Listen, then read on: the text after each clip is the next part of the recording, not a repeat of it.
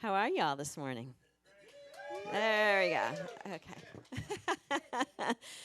Well, this is our now annual Blessing of the Animals Sunday, and I know some of you are disappointed we can't get our pets in here. Our lease says we can't have pets in this new space, but we'll figure it out for next year. Don't you worry. And we've got a very special blessing still for today. So, the blessing of animals began with St. Francis of Assisi, who was an Italian Catholic friar. He was, in 1223, he arranged the very first live nativity scene. And of course, he believed that all creatures were his brothers and sisters, and he saw God in nature. And so he's now associated with the patronage of animals and nature.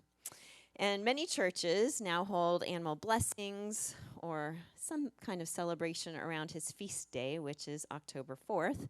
Turns out we've got 3 birthdays October 4th, too. Christine, Tommy, and Sue Ann. So I'm going to say you're all also part of his patronage of animals and nature, okay? So how many people have either a pet at home or have had a pet in the past? It looks like every single hand. Oh, no. We won't point out the one person. How many people have had a pet, have a pet currently, or have always wanted a pet? How about that? Okay, now we've got every hand up. Very good. Well, 68% of Americans currently have a pet at home. It's a lot of pets, isn't it? Yeah. And I think this just demonstrates how important animals truly are to us. They are our family, aren't they? I mean, we give them a name. We have memories with them. We know their characteristics, just like our human family. Some people have said my dog Sasha is very similar to me. We both love people. We're very friendly. Also, we're kind of nervous Nellies. So we're very similar. We've got same characteristics. Our pets give us unconditional love. They're our companions. There's communication that happens between us and our animals, whether they're in our home or the wild. I think I told last year we had a pet rabbit for a short time, and when I let him, bounce around the living room, and then I'd go to put him back in the cage, and then he'd thump at me. He didn't want to be put back in that cage. He was very angry. So he communicated that to me. Recently, we were just horseback riding, and when we were there, we were talking to the barn stable manager, and she said, I'm just talking to you to size you up. I'm just trying to get to know your personality because I match the personality of you, the person, to the horse. And she said, so I have this horse that's very mothering and nurturing and caring and looks out for others. That's going to be your horse, my horse. Like she got me. But also that the horse has a similar personality as me. I mean, isn't that amazing, right? That these souls, they're souls. And so I really do believe that animals have souls. It's just that they're in different earth suits than us. We have souls with body suits, and they have souls with fur or feathers or scales or whatever it is that their earth suits are. So I think that just means even more how important today is to celebrate and honor and give thanks for these souls that we share the earth with. Because we really are connected on a soul level to all of them. Well, earlier this year, the Cleveland Clinic published a paper on the health benefits of having a pet, and they discovered 4 health benefits. The one is that our pets help us maintain a routine. Has anyone discovered this with your pet? Oh, yeah, right? They need to eat on time. They need to walk on time. But you know what that does? Our brains are wired for routine. We teach this in youth ministry to help keep our kids feeling safe and calm. But it's true for us adults as well, that when we have our routines, our brains know what's going to happen, and therefore our nervous systems can say, oh, okay, I know this. And we can be calmer. And so, hey, pets help us with that routine, which then help us stay feeling safe and calm. The other thing they found is that our pets allow us to be more social. We had lived at our location for 9 years, and I didn't really know anyone except for maybe the neighbors on either side of me. And we got that dog, and then the whole neighborhood knew me. They knew my dog's name. They knew her backstory. They knew her rescue story. They knew her whole. They didn't know I had 2 boys and their names, but they knew my dog and her name. So definitely our pets allow us to be social. And then, of course, moving. They get us out to move, don't they? So sometimes I get teased about my spoiled dog who goes for 3 walks a day.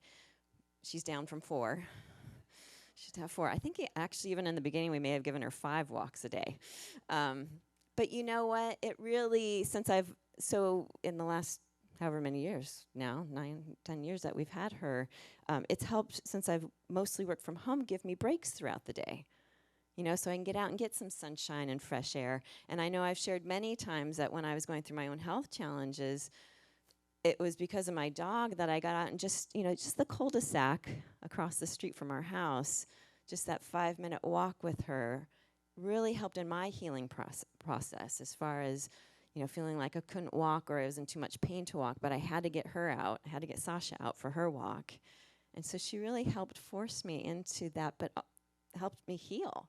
So our pets are just so important as far as helping us with our stress relief and our overall health, whether it's physical, emotional, or mental. And then that brings to the 4th benefit that the Cleveland Clinic found, which is that the pets who are service or therapy animals, they save lives. They help individuals cross the street or sense danger if there's fire or something happening within a building. They help exercise and move disabled individuals who need help with that, like the horse therapy, right? And so pets are really part of the heroes of the world. We see these, on the hospitals, right? A hero works here. I think if you have a pet, you need to put up a sign that says, a hero lives here, because our pets really are heroes of the world. Well, and then there was also a National Institutes of Health, NIH article called The Power of Pets. And it showed interacting with animals help decrease our stress hormones, cortisol levels, and lower blood pressure. So if you have high blood pressure, go get a pet. It's natural medicine. Other studies found that animals can help reduce loneliness. They help increase our feelings of social support and boost your mood. Who's found that with your pet? Yeah. And then the NIH now has a partnership in which they're funding a whole range of different studies focused on the relationship of humans with animals. And in one, researchers were looking at how animals might influence child development. And what they found was that dogs can help children with ADHD focus their attention. And kids who read to real animals, not just because they had a group that read to stuffed animals and one that read to real animals, kids who read to the real animals showed better social skills. They had more sharing, more cooperation, more volunteering, and they also had fewer behavioral problems. And then another recent study showed that caring for fish helped teenagers better manage their diabetes. I mean, a fish doesn't cost that much, right? And what joy. Yeah. And now they have a study that's looking at how can we match pets to different health outcomes. So if you want to be more calm, reduce the stress in your life, well, maybe you get a fish to watch, or you get a guinea pig to pet.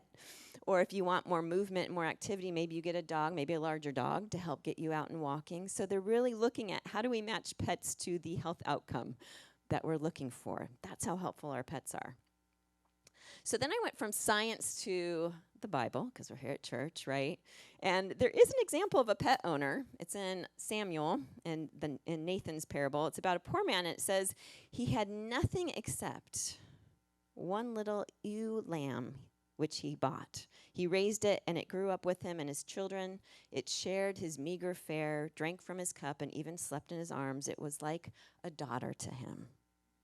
So here was this poor man who had nothing, and yet cared for this animal, this sheep, as if a daughter. And then from Proverbs, it says, a righteous man cares for the needs of his animal. Again, I think that idea of making sure you take care of these other souls that are on the earth. And then from Genesis states that God created every living creature that moves, and God saw that it was good, and God blessed them. which is what we'll be doing today. So it seems like there's this idea in the Bible that we are meant to take care of and bless the animals of the world, the animals that we share this earth and life experience with. There was an article in gotquestions.org. It's a Christian website, but it said when a child maintains an aquarium, he or she is reflecting the nature of God to a certain extent. And it made me think of that other Karen Drucker song about being the hands of God on earth. You're a blessing to the world. You're the hands of God, the feet of God, the eyes of God, the ears of God. And that's what pets can allow us, animals can allow us to do and be that, and them for us as well. Well, of course, in Unity, we look at the Bible metaphysically, meaning beyond the literal, in a spiritual manner. And so when we look metaphysically at what do animals, fish, birds represent? Well, animals, fish, birds in the Bible metaphysically represent our thoughts and ideas. And when we look at the Noah's Ark story, because I felt like, well, that's an obvious one with lots of animals, right? In Latin, ark means a holy abode, or a sanctuary, or a body of light. And so here, being sure that all the animals of the earth were being taken care of, but also I think that idea that we can make sure we take care of our own thoughts and ideas. And remember, there was two of each, the masculine and the feminine. Or, we can look at light and dark, positive and negative. And yet, it's all sacred. That we need all of masculine, feminine, light, dark within the holy sanctuary. So it's a great lesson that becomes that reminder to place your thoughts in your holy abode, your inner sanctuary of light, to be as gentle with yourself as you would be with a pet or an animal. Because you and the animals of the earth are holy sanctuaries of divine ideas in expression. I'm going to say that again. What does Reverend Sherry James always say? You are not properly impressed. Okay. You and the animals of the earth are holy sanctuaries of divine ideas and expression. Wow. Yeah. So for our blessing today, it doesn't matter if the pet is here in the room or if they're at home or if they've crossed the Rainbow Bridge, because we know there's no distance in spirit.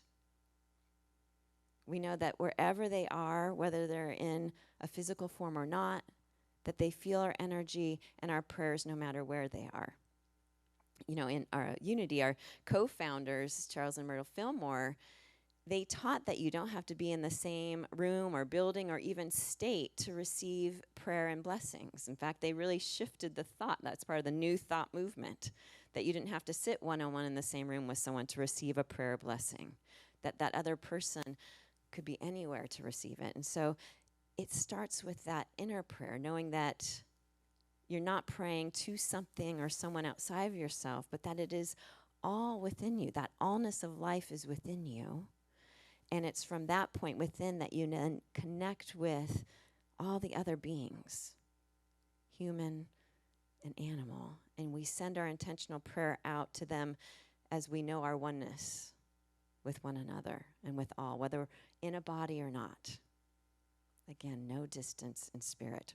So this morning is the opportunity for us to send our love, our gratitude, our blessings to animals, and to know that it will be received by them wherever they are.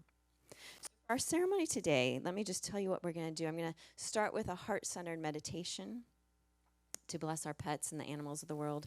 And then I'm going to invite you to come up, whether you have a photo or, again, if you can get in the back from Donna, a piece of paper, and you can write your pet's name, or if you're an artist, draw their picture, or if there's another group of animals. Maybe there's the elephants in Africa, or for my own self, on my own heart, are the animals that are in foster shelters, right, waiting to be adopted. You can write that on that piece of paper, and then I'll let you know when to come up, and you and I will have a prayer together, and then we have pins here for you to put the pictures or the names of pets and animals here on our board for today. And then when you sit back down, or if you stay seated, our music ministry will be having a song, and just continue to be in that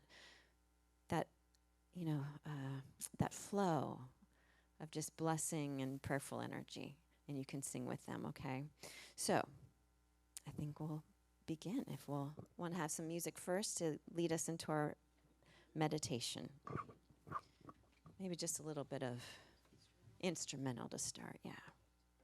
So if you have a photo, and it can be on your phone as well, you may just want to take that out.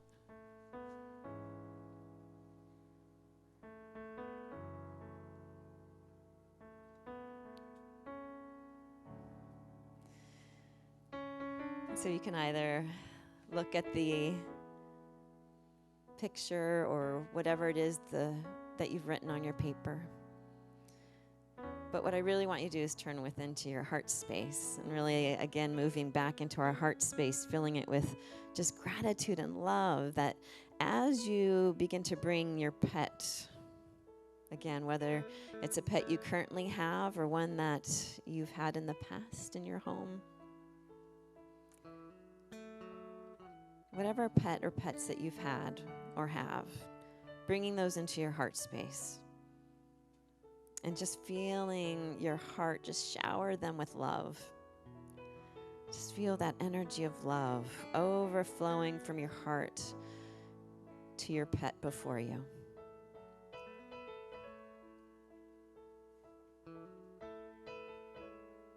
Just taking a moment to whisper to them quietly how grateful you are for them, how grateful you've been to them.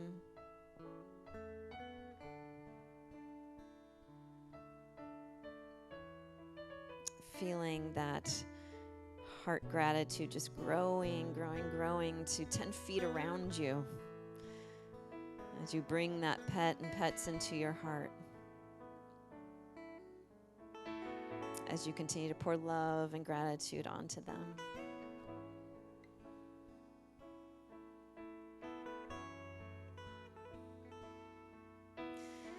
And then next, I invite you to bring the animals of the world into your heart. Stand up, whichever animals it is that pop into your mind, bring them to your heart. Allow them to be in this waterfall of love from your heart to them.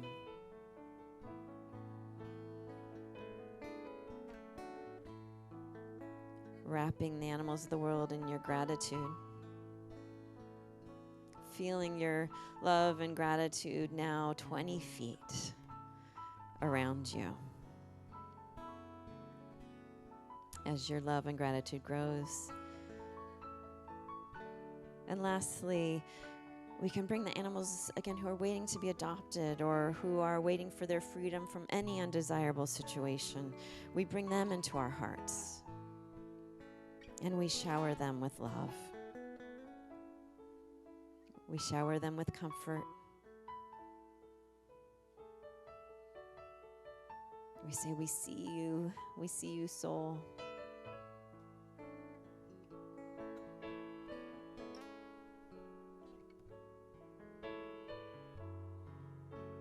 And in this dynamic feeling of love and gratitude for the pets and animals in our lives and in the world, just feeling so blessed.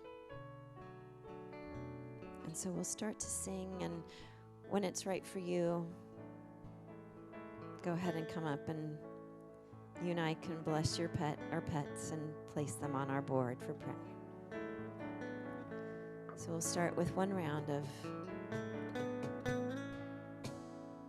our song, and then when you're ready. I am so blessed. I am so blessed. I am so grateful for all that I have. I am so blessed. I am so blessed. I am so grateful I am so blessed. Sing So go ahead and sing along. I And when am you're ready, so you can come right up with your photos blessed. and words. I am so blessed. I am so grateful for all that I have. I am so blessed. I am so blessed. I am so grateful. I am so blessed.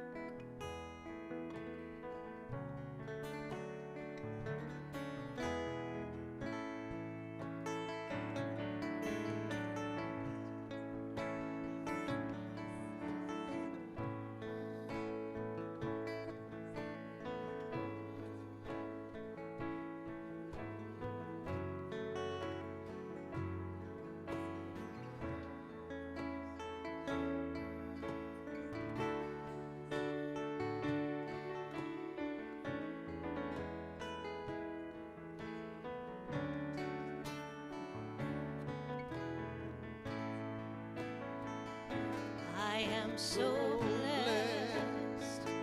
I am so blessed. I am so grateful for all that I have. I am so blessed. I am so blessed. I am so grateful. I am so blessed. I am so blessed. I am so blessed. I am so grateful for all that I have. I am so blessed. I am so blessed. I am so grateful. I am so blessed.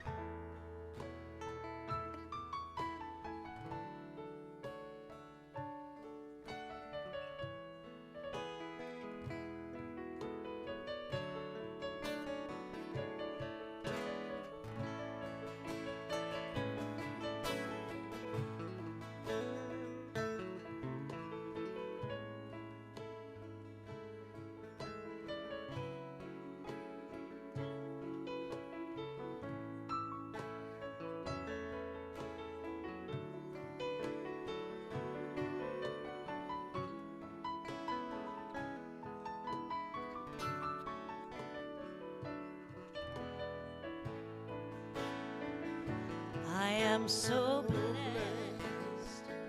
I am so blessed. I am so grateful for all that I have. I am so blessed. I am so blessed. I am so grateful. I am so blessed.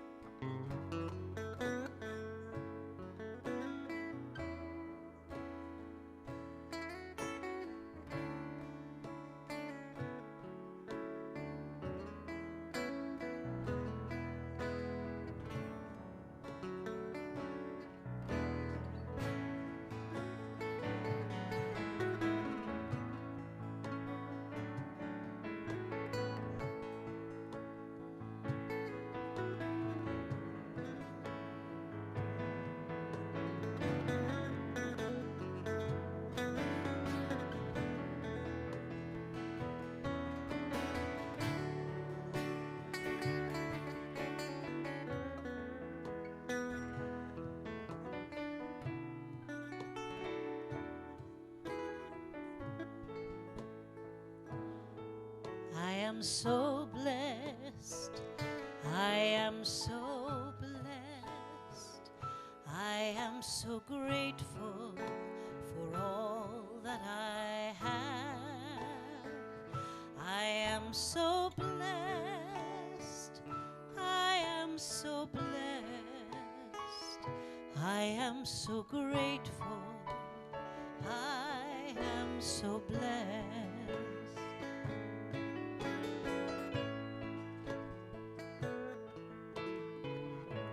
So again, as you're sitting there, just continue to bless, right? Be in that prayerful energy of blessing the animals of the world and your own pets as you sing with our music team.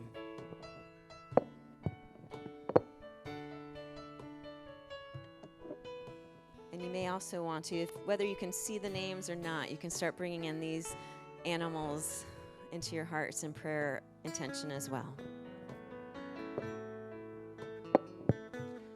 I am so blessed. I am so blessed. I am so grateful for all that I have. I am so blessed. I am so blessed. I am so grateful. I am so blessed.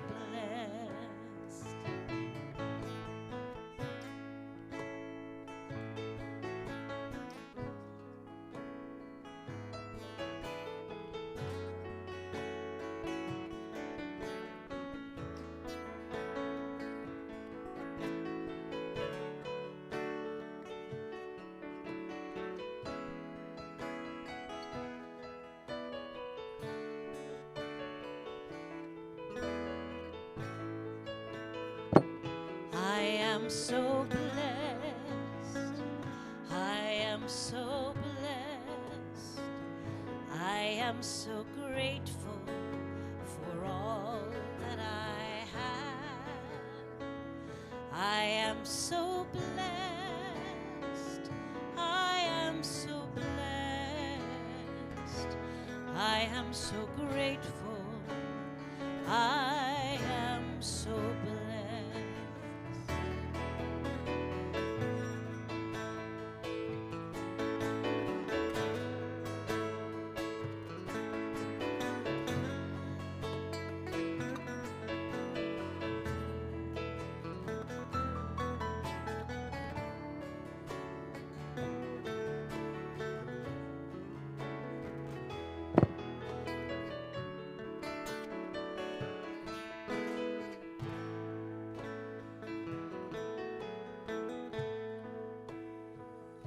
I am so blessed.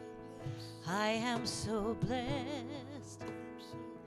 I am so grateful for all that I have.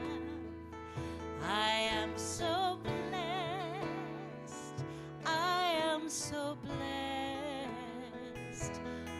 am so grateful.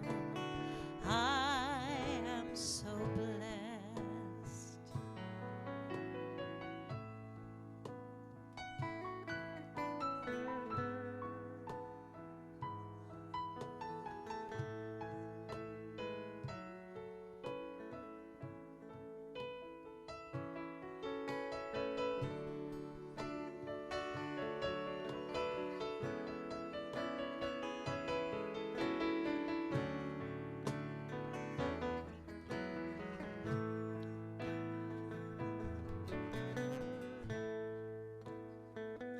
I am so blessed. I am so blessed.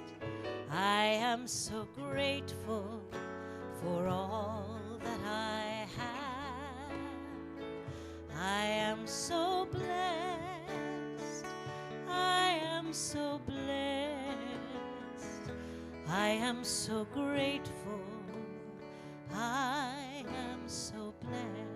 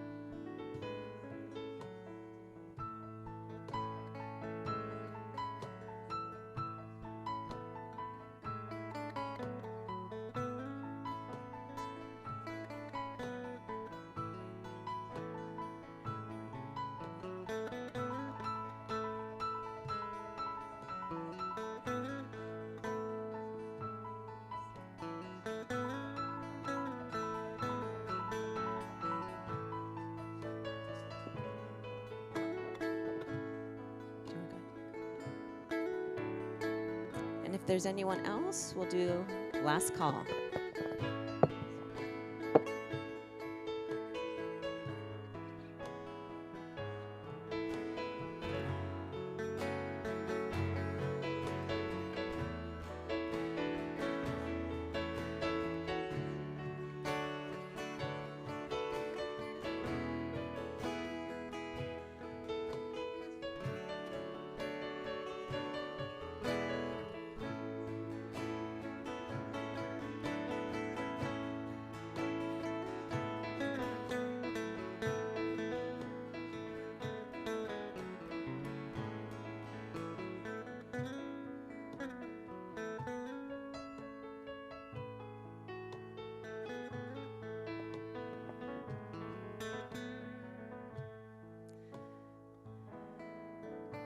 And so again, we turn to our heart space. We'll sing one more time. We'll let Sherry come back. Let's sing together. I am so blessed. I am so blessed. I am so blessed. I am so grateful for all that I have. I am so blessed. I am so blessed. I am so grateful. I am so blessed. So let's take that into prayer. There are prayers from several daily words that I've gathered together. So together, let's pray that from a place of deep gratitude within us, we give thanks for the animals of the world. Whether observing these animals from a distance or interacting with them up close, we're inspired by their greatness, and we allow awe and wonder to fill our hearts. We know that as we extend kindness to all living beings, we extend kindness to self and others, which allows for more peace to be possible in the world. And so we honor the sacred life of all animals. We bless each animal who's on our beautiful board and each animal that is in each person's heart who's here today. We give blessings of thoughts of safety and well-being, and we know that each animal on earth has a purpose and is lovingly being provided for by the wise and loving presence which connects us all. And so it is. Amen.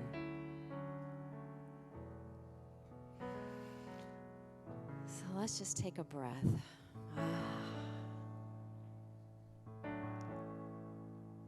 This is the power of pets. They stir up that true love, that deep love within us, that remind us of our connection, our oneness. So as I was thinking today about how each of us is an extension and an expression of the divine. The animals are an extension and an expression of the divine. You are an extension and expression of the divine. And so as you move through your day, remember to bless the animals you come across or who come to your mind, and maybe even to act as our animal friends do. Here's my one slide for you today. Let us remember as we go through our day and week to be excited to see people. Wagging your tail is optional. To move slowly or quickly, whatever feels best to you. To take a nap. To extend a helping hand to another person, to your fellow human beings. To show unconditional love, and to be that extension of God on earth. This is what we learn from our animals, from our creatures that we share this earth with, and so we too can be as good as them. Be the good. And so it is. Blessings, everyone.